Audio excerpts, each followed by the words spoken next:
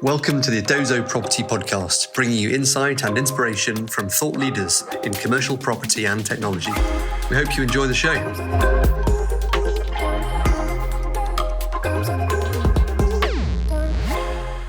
Andrew is the Valuation Panel Director of the VAS Valuation Group, a multi-faceted valuation market specialist. He has over 15 years' experience as a Chartered Surveyor, Registered Valuer and Property Receiver, having previously held senior roles at Eddisons and Bradley Hall Chartered Surveyors, as well as Group Valuations Manager of Together, one of the UK's leading specialist lenders. He therefore has a wealth of knowledge from both a lender's and valuer's perspective, and we are very fortunate to have him on the Edozo Property Podcast. Welcome, Andrew. Hi, James. How are you? Yeah, very well, thanks. Good to have you on the show. No, great to be here today. Well, Andrew, as a start, it'd be really great if you can tell us a bit about VAS and your role as the Valuation Panel Director. Yeah, so VAS Panel is part of the VAS Valuation Group. We're a valuation panel manager to a number of different banks and lenders across the lending industry. We act for about 90 different banks and lenders of varying shapes and sizes. My role, obviously, as you mentioned, is Valuation Panel Director. And in that, one of the main parts of my role is managing VAS Panel's extensive valuation panel. We've got over 200 firms of chartered surveyors on our panel. They provide both valuation advice and project monitoring advice to our bank and lender clients. The panel's made up of firms of all shapes and sizes, really, from small, local, independent practices, mid-sized regional firms, all the way up to the large and international practices, where we exclusively manage a lender's valuation process. Obviously, we've got to have the ability to place a valuation of any type of property at any value in any part of the country. We're always on the lookout for new, good quality surveying practices to join the panel. A large part of the role really is building strong relationships with the senior leadership teams at these firms and being able to understand, I suppose, their strengths and weaknesses really, which enables us to ensure that we always approach the right firm for the right instruction. I think having this in-depth knowledge and understanding of the firms on the panel helps us sort of constantly hone and fine-tune the sectors, the value or the geography that they operate in on behalf of our clients to ensure that they get the best possible service. I suppose another large part of the role is technical advice and support to our team up in head office. We've got 35 staff up there. I regularly give them sort of support and guidance on valuation issues, training and upskilling, and general advice and feedback on the firms on our panel.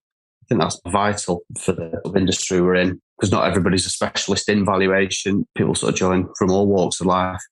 And another sort of crucial part of it is bank and lender relationships, really. They're not just related to my role, but the wider business's relationship with our clients as well. We regularly provide in-house training to our clients on sort of the process, valuation. We give them market feedback as to what's happening out there. We'll go to their office. We'll meet with not just their senior management, but their underwriting and process teams, the business development teams too.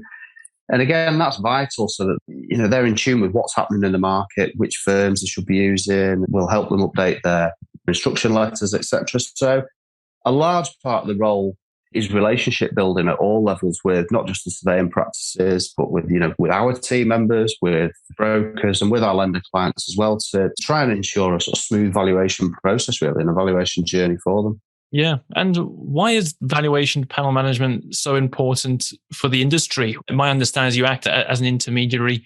What's to stop sort of valuation practices going direct? Well, I think in days gone by, many banks and lenders had their own either in-house real estate teams or at least a property specialist and generally manage their own valuation panels and processes. And nowadays, as the industry has evolved, most don't have that in-house expertise or even the desire to have it. I think there's acknowledgement that doing this in-house could represent a risk to them if they get it wrong. Most lenders don't have that sort of in-depth understanding of the surveying industry generally, but especially when it comes to valuation. They aren't aware of the changing requirements of the RICS or even exactly of what's required of valuers when they're providing advice for secured lending. I think as well, the changing profile of a number of banks and lenders naturally means that many of their staff are getting younger and they don't have that real estate experience. I think previously senior bank managers would pretty much understand the local market and their customers and perhaps have a pretty good handle on what a property was likely to be worth. But I think those days are long gone now. And most banks and lenders lend UK-wide, so that market knowledge to some extent has gone. I think the benefits of panel management are that I suppose we can take care of the entire process and ensure that it's fully compliant, both with the RICS, but equally importantly, with their own requirements. It's a huge risk management tool, and all that starts with the onboarding of valuers. We've got a strict due diligence procedure for firms to go through before we admit them to the panel. And it's all wrapped up in legal agreements to protect the lenders. We've got strict quality control processes once the valuation's submitted. We've got a team of 11 auditors who are all members of the RICS and registered valuers. And they've all got a huge wealth of experience. So once the lender receives a report from VAS, I think, they can rest assured that it's been peer reviewed by us to make sure that it's fully compliant and robust. And if they don't have that in place, who is going to be reviewing it at their end? Is it a relatively junior member of the underwriting team? Is everything going to go through a senior director, and how do they do it? So we can take that whole element of risk away from them and manage it for them. And I think panel management is, I suppose, quite simply a good risk management tool from a lender's point of view. And I suppose it also de-risks it slightly for the valuer or the surveying firm, because you can provide feedback through your audit process that might help de-risk it for them and, avoid a PI claim. Yeah, absolutely. And, we'll touch on PI shortly, but I think in light of the tightening PI market at the moment, firms need to be using any tool they can to help with their own risk management. And we've had feedback from some firms as surveyors that their insurers have given them good feedback by the fact that they work through VAS, that their reports are not only peer reviewed internally by themselves, but by us. It's almost a third pair of eyes on a report before it goes to a lender. And you're right, that's a great risk management tool from their point of view.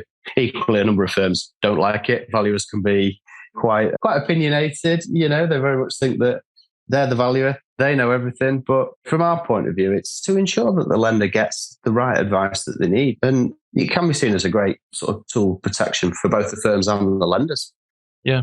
And you mentioned there, Andrew, that the lending industry has changed over the last decade, really.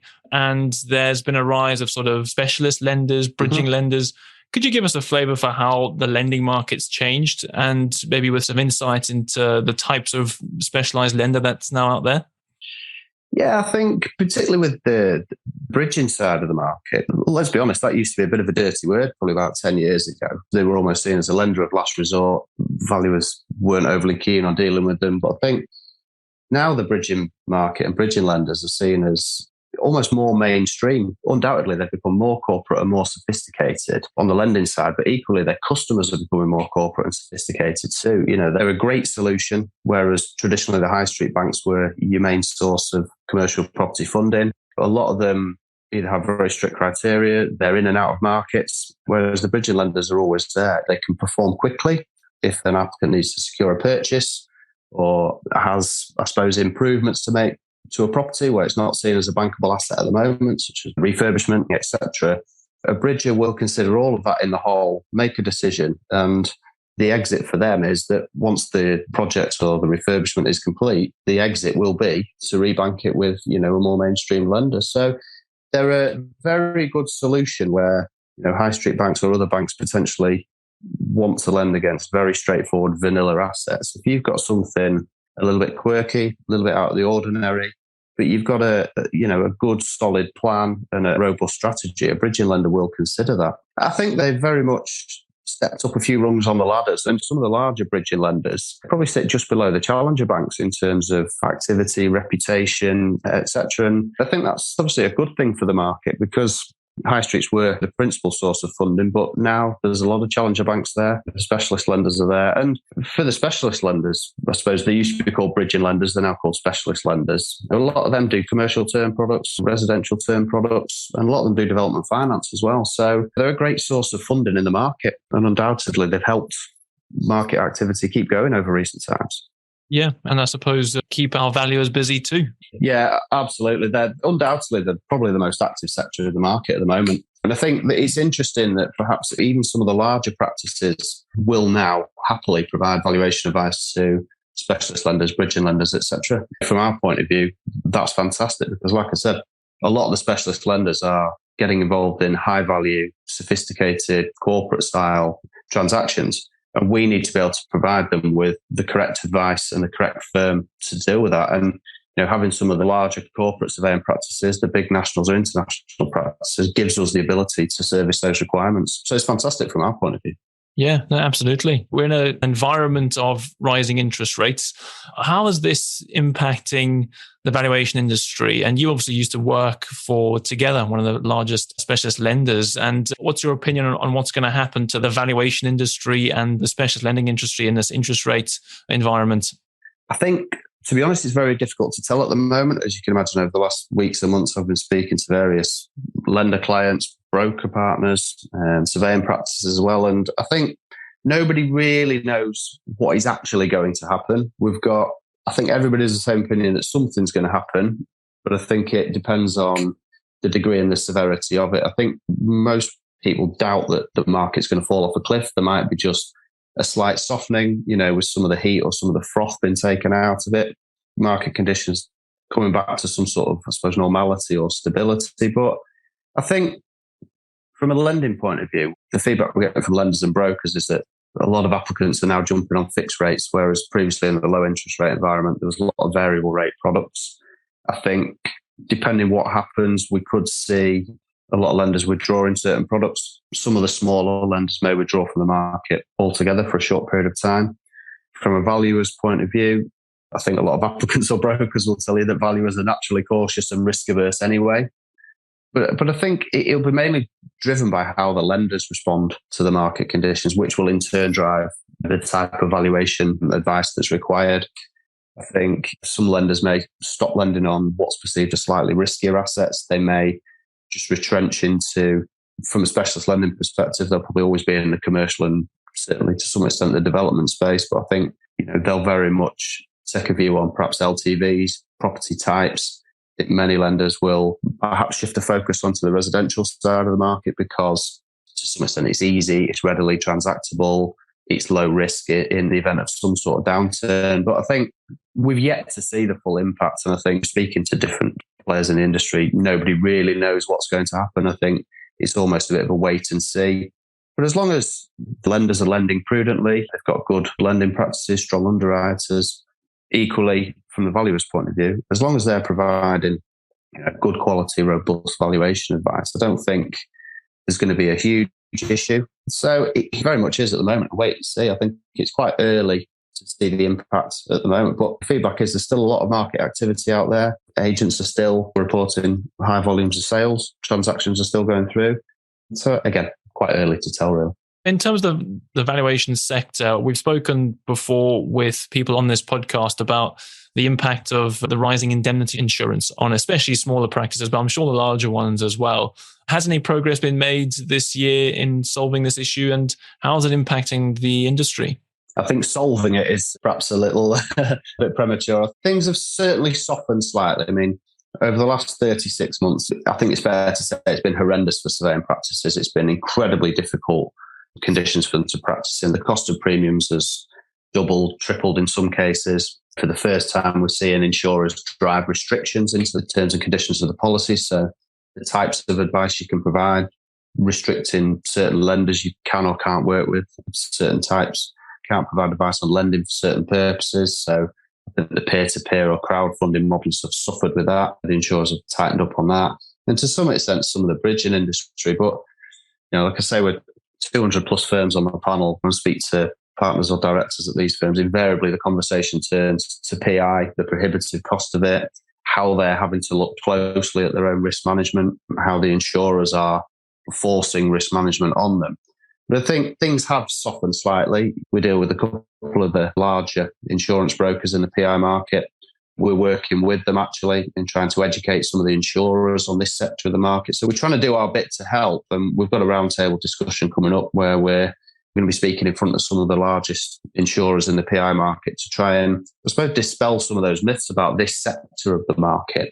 But there's a couple of new insurers have come into the market, which helps. We engaged with the RICS following the recent review that they did as well. There's a lot of work going on in the background. I wouldn't say it's been solved. Probably in the last 6 months, a bit of stability has been brought to this issue, and I think things are easing off slightly. It's worth noting that it's still incredibly costly for firms to obtain PI insurance. They've got to effectively write that check out at the start of the year before they've even done a valuation. So it's very challenging conditions for them. Sure. And it's difficult to increase the price of a valuation report as well, I imagine, in a competitive environment. Yeah, I mean, that in itself brings challenges because a lot of the lenders have been operating in this market for a while and they see relatively steep increases in sort of levels of minimum fees, fee quotes generally for valuations. And a lot of them are still in the mindset where they still expect people to be able to go out tomorrow and inspect the property and turn it around in 5 days and, charge a relatively small fee. But I think for the amount of work and due diligence that goes into a valuation, I think the lenders have got to appreciate that if they want that quality of advice, frankly, they're going to have to pay for it because it's a long process and it's a very detailed process to produce a valuation. And so it is a competitive market, like you say. Fees have increased naturally to cover the cost of obtaining PI as well as other costs as well. So from our point of view, we'll support the firms in that because, we do not want a race to the bottom. We'll support them in obtaining a fair fee for the work that they're doing. But I think, unfortunately, there'll always be some firms out there who will undercut other firms and provide potentially substandard advice. But again, I suppose that's why panel managers are here, really, to get that correct balance between, I suppose, the fee level that's appropriate for either the complexity of the instruction or the work that's been undertaken. You touched on something there that it can take quite a bit of time to value a property. One of those things is collecting all the contextual data that's required for a report. How is technology changing the way commercial property or property in general is valued, and which technologies are having the biggest impact in creating more efficiency? I think part of the challenge with valuation is it's quite a manual process anyway, as you alluded to. And I think it's very much driven by the skills and experience of the valuer undertaking the work. But certainly technology can play a part. For our part, we have a lender portal where lenders can instruct valuations. They can see any instruction they've got live with us. They've got a whole archive of cases they've done for us. We're looking at a similar portal for our valuers. That's a little way off at the moment, but I think valuers are notoriously resistant to change. So we'll see how that's received. But I think APIs play a big part in this sector of the industry, particularly from our point of view. A lot of our lender clients have asked us whether we can API either into their system or vice versa. It's not particularly my area of expertise, but I've got a broad knowledge. But it saves them duplication of data, where they're pulling data from their system. It takes them a large amount of time. And if we can filter that through the channel all the way to the valuer, it could save everybody a hell of a lot of time. And if valuers can sort of drag and drop reports into our system, that would really help.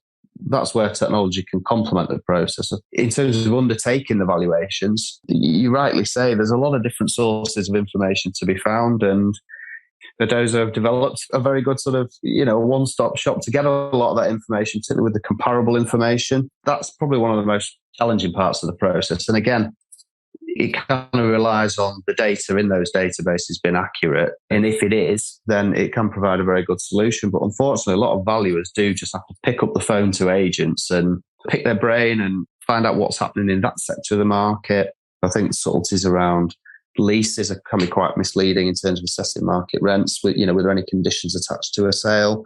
So all of that kind of thing is very important, but it can be very time consuming. An agent may be away, may not get back to you.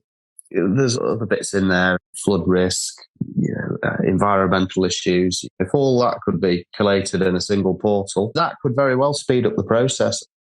A lot of surveyors are still typing their reports into Word, PDFing it, and then submitting it to either the bank or a panel manager or whoever the client is. But there's some firms that are developing their own very good systems at report writing. So the surveyors just fill out the sections on a portal almost.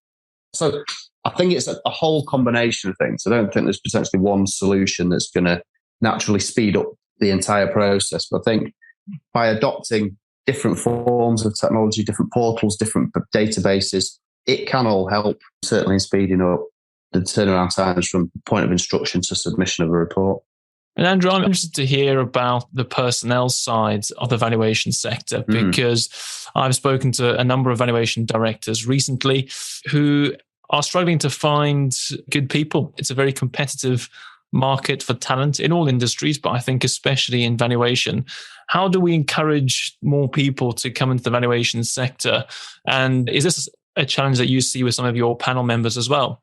Yeah, certainly. As you say, every partner or director I speak to at practice normally wraps up the conversation by saying, well, if you know any good quality surveyors who are looking for a move, give me a call. You and everybody else, unfortunately. It seems that every surveying practice has almost more valuation work than they can cope with at the moment. To some extent, they're naturally cherry picking the work that they do. There is a huge shortage. I think one of the issues was perhaps the last recession, where there was effectively a bit of a clear out of surveyors who'd been in the industry for a long time. Many had decided to retire. Some were probably forced out of the industry due to perhaps PI claims, whether merited or not, who knows.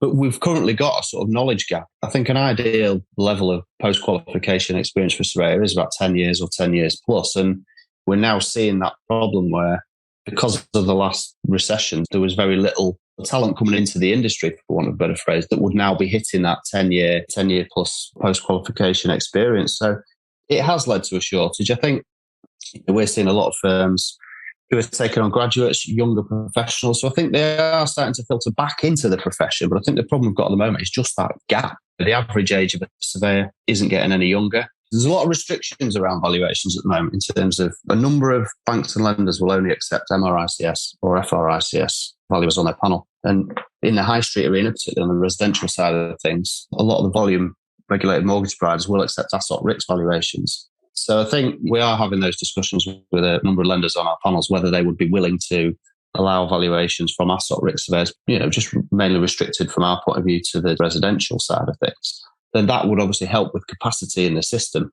Some of the larger volume residential surveying practices that are backed for the high street banks, almost 50% of their qualified workforce is made up of asset risk surveyors. And that's potentially 50% that can't be used in the commercial end of the market. So that's something that could help. But I think, hopefully it should right itself. It is a relatively attractive profession, I think. It's hard work. You get beaten up by applicants, brokers, lenders, lawyers, but, it can be quite enjoyable despite all of that. I suppose one of the other things to look at is the current levels of salaries that have been offered. I mean, we've heard, because it's basic supply and demand effectively, we've heard from various practices that they've been talking to people at relatively junior levels who are, demanding unbelievable salaries that traditionally they wouldn't have even dreamed of. But if they want to attract that talent, I suppose inevitably the market will find a level. Like I say, I think things will right themselves. It's a bit of a perfect storm at the moment. We've seen over the last probably 12 months or so since COVID, there's been huge amounts of market activity. There's a lot of valuation work out there, coupled with the age profile of your average surveyor and I suppose the lack of that associate level, I suppose, coming through. But hopefully over the next sort of couple of years, it should right itself. But we'll see. Great. And Andrew, what advice would you give to surveying firms looking to join VAS panel? I think the quickest and easiest way is to apply via our website, which is vas-panel.com. On there, there's a fairly robust onboarding form that they can fill in, which tells us a little bit about the practice, who they are, the types of services they provide, what other lenders or panel managers they work for, how many qualified surveyors they've got. So that then comes directly to me effectively, and that would prompt a discussion with the firm to see whether it's something that's appropriate, whether they make a good fit for us, whether we'd make a good fit for them. Because I think the key part to all this is I want firms to want to work with us, and it's got to be a rewarding experience for them, first of all, but equally they've got to provide us and our clients with a good quality of service. So I think, as I said at the start, building relationships and understanding the firms and the practice is a key part of it. And we're always looking for new firms up and down the country of all shapes and sizes, small local practices, mid-sized firms, whatever it may be, even some specialist firms. Anything that would help or complement our panel and firms that will make a good addition, we're always on the lookout. And we've got a good breadth and depth of valuation work for a wide variety of clients to give. So I would encourage anybody to visit our website and apply if they have the appetite and the capacity to take on more valuation work. Well, Andrew, it's been super fascinating talking to you, and I'd encourage any of our listeners who are valuers or surveying firms looking to get on the panel to get in touch with Andrew, and there'll be some details in the show notes. But Andrew, thanks so much for your insights. Good luck with the Valuation Panel Director role, and we look forward to catching up again soon. Thank you, James. Thanks for listening to the Edozo Property Podcast. To find out more about Edozo, please visit edozo.com or follow us on LinkedIn or Twitter. Links are in the show notes.